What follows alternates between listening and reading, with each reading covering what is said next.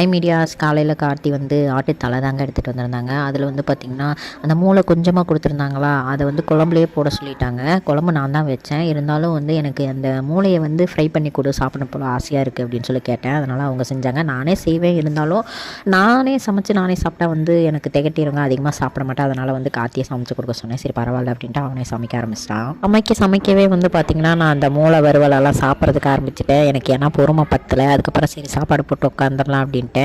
இன்றைக்கி நம்ம வீட்டில் என்ன ஸ்பெஷல் அப்படின்னு பார்த்தீங்கன்னா ஒயிட் ரைஸும் ஆட்டு தலைக்கறி குழம்பும் அது கூடயே அந்த மூளை வறுவலுங்க வச்சு ஃபுல் கட்டியாச்சு.